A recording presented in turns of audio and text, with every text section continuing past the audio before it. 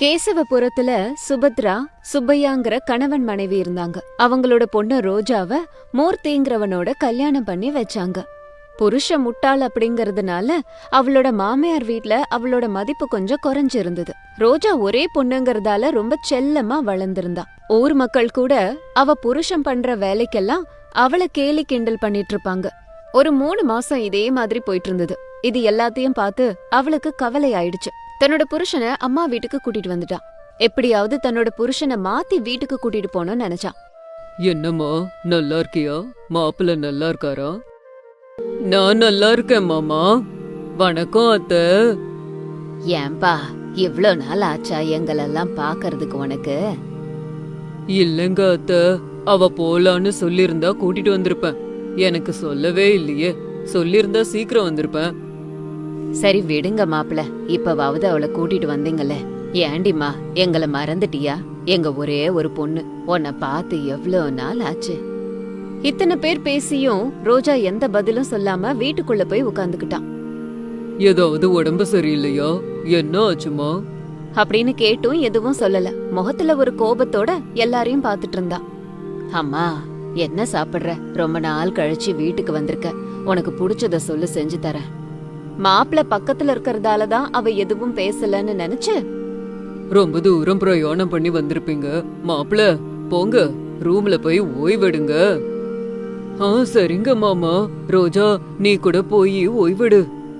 சுபத்ராவும் சுப்பையாவும் 3 மாசம் கழிச்சு பொண்ணு வீட்டுக்கு வந்திருக்கா.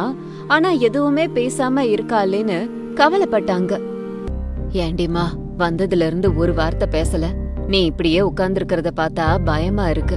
மாப்பிள்ள உன்னை ஒழுங்கா பாத்துக்கிறாரா? நீ சந்தோஷமா இருக்கியா இல்லையாமா? வீட்ல இருந்தேனா வீடே கலக்கலன்னு சந்தோஷமா இருக்கும். ஒரு நிமிஷம் கூட வாய மூடிட்டு அமைதியா இருக்க மாட்டேன். இப்ப நீ இப்படி உட்கார்ந்து இருக்கிறத பார்த்தா எங்களுக்கு பயமா இருக்கு. எனக்கு எதுக்காகமா இவருக்கு கல்யாணம் பண்ணி வச்சிங்க?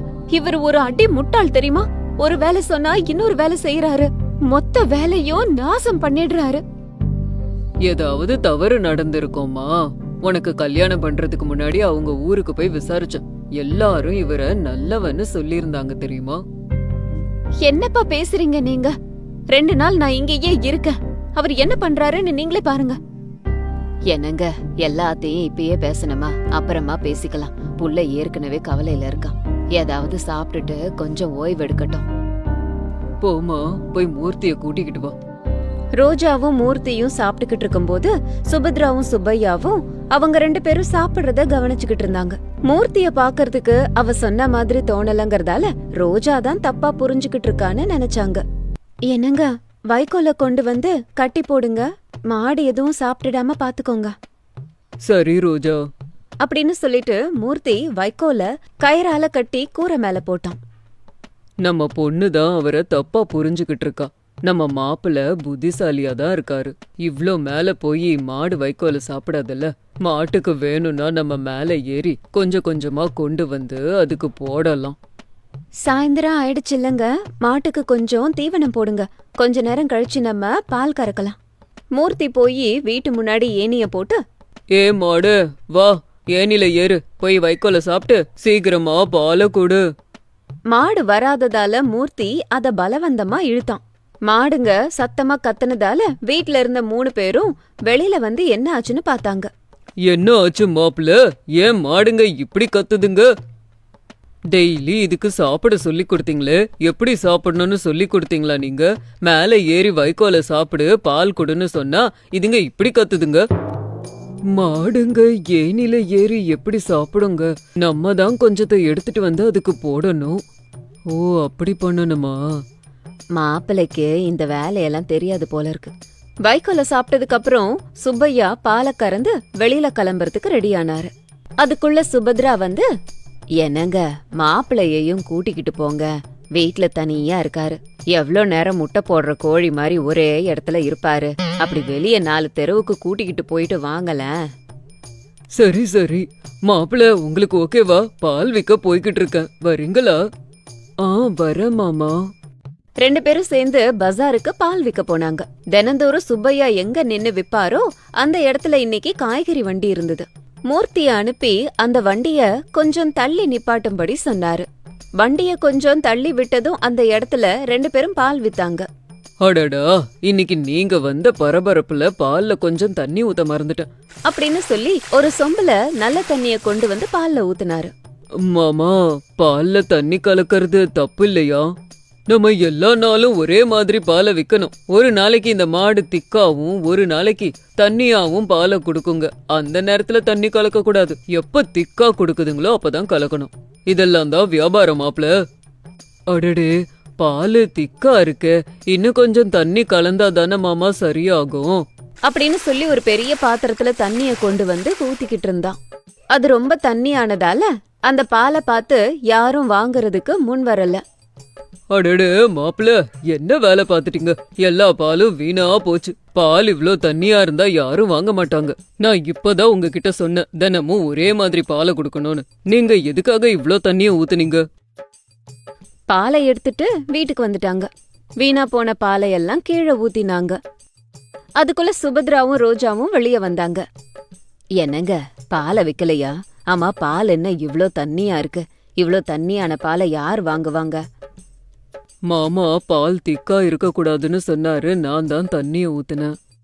ஐயையோ, பால் மொத்தமும் வீணா போச்சே. இப்படி ஆனா எப்படி வியாபாரம் பண்றது?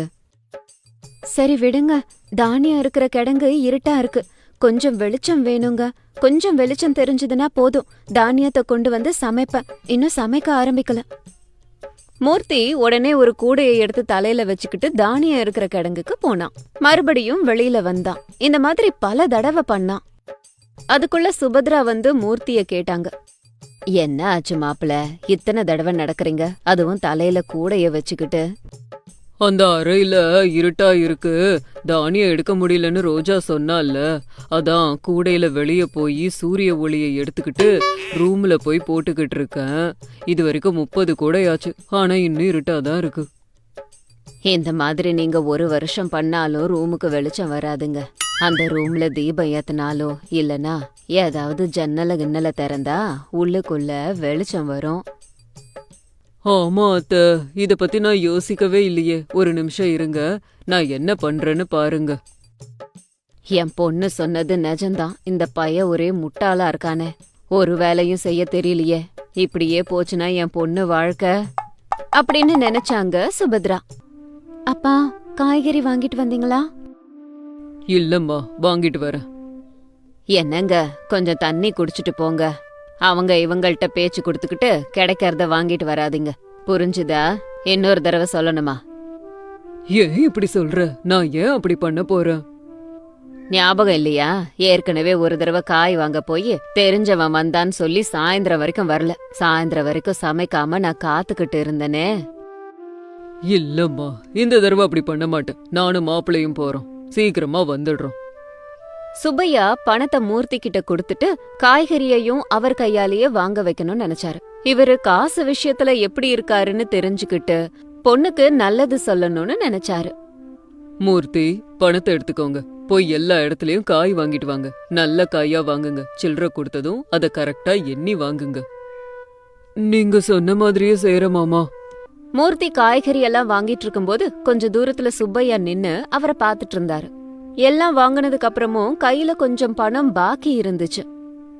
மீதி பணத்தை என்ன பண்றாருன்னு பாப்போம் அப்படின்னு நினைச்சாரு சுப்பையா. மூர்த்தி காய்கறி எல்லாம் வாங்கிக்கிட்டு வந்துட்டு இருக்கும்போது வழியில ஒரு வயசான தம்பதி இருந்தாங்க. அந்த மீதி பைசாவை கொண்டு போய் அந்த தம்பதி கிட்ட கொடுத்தாரு. உங்களை பார்த்தா ரொம்ப பசியில இருக்கிற மாதிரி எனக்கு தோணுது. இந்தாங்க, இந்த பணத்தை எடுத்துக்கிட்டு போய் வயிறார சாப்பிடுங்க. ராத்திரி சாப்பாடெல்லாம் சாப்பிட்டு முடிச்சிட்டு தூங்கறதுக்காக அவரோட ரூமுக்கு வந்தாரு மூர்த்தி. அப்ப ரோஜாவ அப்பா அம்மா பார்த்து, அம்மா ரோஜா, மாப்பிள்ள நீ சொன்ன மாதிரி முட்டாள்தான், ஆனா ரொம்ப நல்ல பையன். எதிரில இருக்கிறவங்க கஷ்டப்பட்டா தாங்க மாட்டேங்கிறாரு. உன்னையும் கண்ணுக்கு கண்ணா பாத்துக்கிறாருமா. ஓய்வெடுத்துக்கோ, சாப்பிடு அப்படின்னு எத்தனை தடவை சொல்றாரு. இதனாலதான் அந்த ஊர்ல எல்லாரும் அவரை நல்லவர்னு சொல்லிருக்காங்க. அவரு ரொம்ப செல்லமா வளர்ந்த புள்ளையா இருப்பாருமா. அதான் சின்ன சின்ன வேலை கூட அவருக்கு தெரியல. சின்ன சின்ன பிரச்சனையெல்லாம் நீ பூத கண்ணாடியில பார்த்தேன்னா அதெல்லாம் உனக்கு பெரிய பிரச்சனையாதான் தெரியும். எந்த வேலையை எப்படி செய்யணும்னு அவருக்கு சொல்லி கொடுத்து வளர்க்கலம்மா. முக்கியமா அவருக்கும் அதை எப்படி செய்யறதுன்னு தெரியல. நீ கொஞ்சம் பொறுமையா அவருக்கு எதை எப்படி செய்யறதுன்னு சொல்லி கொடு. அவரு அதே மாதிரியே செய்வாரு. எல்லாரும் ஒரே மாதிரி இருக்க மாட்டாங்க. கொஞ்சம் பேரு புத்திசாலியா, புத்தி கம்மியா இருப்பாங்க. ஆனா இவங்கள நல்லவங்க எத்தனை பேர் இருப்பாங்கன்னு விரல் விட்டு எண்ணிரலாம் அப்படின்னு தன்னோட பொண்ணுக்கு புரியுற மாதிரி சொல்லி மாமியார் வீட்டுக்கு அனுப்பி வச்சாங்க.